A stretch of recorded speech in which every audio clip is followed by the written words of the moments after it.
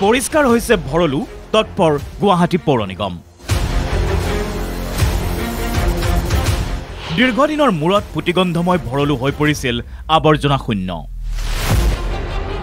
কিন্তু একাংশ অসভ্য মহানাগৰিকে পুনৰ জাবৰ পেলালে ভৰলুত।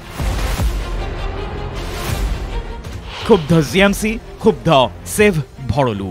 গুৱাহাটীৰ এটা ডাঙৰ সমস্যা হৈছে ভৰলুৰ নৈৰ এই যি আৱৰ্জনাৰে সদায় লেতেৰা দুৰ্গন্ধময় এক এলেকা ভৰলু নয়। এসময়ত কিন্তু এইখন ভৰলু কিন্তু জীয়া ভৰলু আছিলে। একাংশ চিভিক সেন্স নথকা লোকৰ দেখোন সহ্য নহয় এই পৰিষ্কাৰ পৰিচ্ছন্নতা। গুৱাহাটী পৌৰ নিগমে এই লেতেৰা ভৰলু নৈখনক কিছুদিন পূৰ্বে পৰিষ্কাৰ কৰিছিল। কিন্তু সমাজৰ হকে জিএমচিৰ এই কাৰ্য এতিয়া চকুৰ কুটা দাঁতৰ শাল হৈ পৰিছে বহু পৰিৱেশ ধ্বংসকাৰীৰ বাবে। সেয়ে পৌৰ নিগমে ভৰলু নৈখন পৰিষ্কাৰ কৰি যোৱাৰ পাছত এতিয়া পুনৰ জাবৰ পেলোৱা আৰম্ভ কৰিছে মৃত ভৰলুত।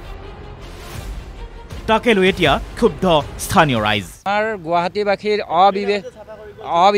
অবিবেচকী কিছুমান কাৰ্যৰ কাৰণে আজি যদি চাফা কৰিছে, আজি কেইদিনমান আগত চাফা কৰিছে, তাৰ পাছত আপোনালোকে নিজেই দেখিছে যেতিয়া বৰষুণ হয় বৰষুণৰ পানীৰে প্ৰবাহিত হ'লে ইয়াতে ধুনীয়া চাফা হৈ আমি দেখা পাওঁ ভৰলুখন। কিন্তু দুদিন পাছত যেতিয়া বৰষুণ নোহোৱা হয় আপোনালোকে দেখিছে আজি কি কণ্ডিশ্যন হৈ আছে এইটো অৱস্থা। গতিকে ইয়াতে ক'লা পানী কিহৰ কাৰণে? ক'লা পানী এইবিলাক লেট্ৰিনৰ পানী। জিএমচিয়ে চাফা কৰিছিলে, জিএমচিয়ে চাফা কৰে, মাজে মাজে তেওঁলোকে কৰে, এতিয়াও কৰে। কিন্তু ৰাইজৰ যদি সহযোগ নাথাকে, ৰাইজে যদি জাবৰ জোথৰ পেলায়, তেনেহ'লে আমি ভৰলু বাহিনী বা যিকোনো নদী আমি বচাব নোৱাৰোঁ।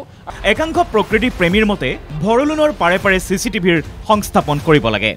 আমাৰ চৰকাৰক আমি ছাজেশ্যন দিছোঁ যে তেওঁলোকে চিচিটিভিৰ ব্যৱস্থা কৰক, চিচিটিভি ব্যৱস্থা কৰিব আৰু ফাইনৰ ব্যৱস্থা কৰক যে চিচিটিভিত ধৰা পৰিলে যোনে জাবৰ জোথৰ ইয়াতে পেলাইছে নদীত, বাহিনীত বা ভৰলুত, তেতিয়া তেওঁলোকক ফাইন কৰক। তেনেধৰণৰ কিছুমান দৃষ্টিদ্ৰমূলক শাস্তি দিয়াৰ পাছতহে আমি ভৰলু আৰু বাহিনী আমি বচাব পাৰিম। ইফালে আন একাংশৰ মতে আৰ্থিক জৰিমনা বিহিব লাগে এনে প্ৰকৃতিৰ ধ্বংসকাৰীসকলক। কৈছোঁ যে ভৰলু আৰু বাহিনীৰ পাৰে পাৰে চিচিটিভিৰ ব্যৱস্থা কৰক।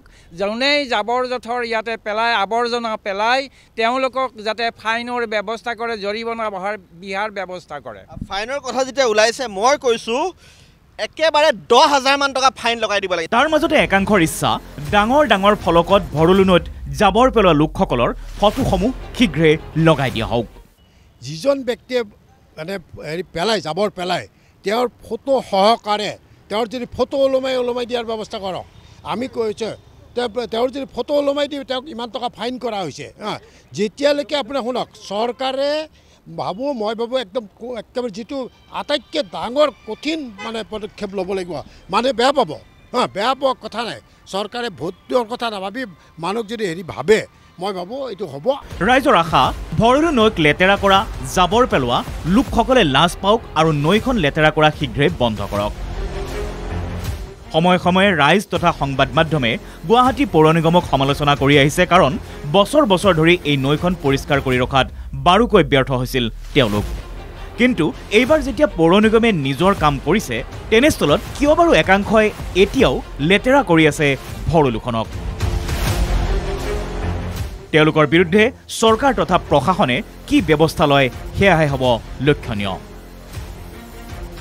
কেমেৰা পাৰ্চন হৃদয় দাসৰ সৈতে সুৰজিৎ শইকীয়াৰ ৰিপৰ্ট, NKTV+।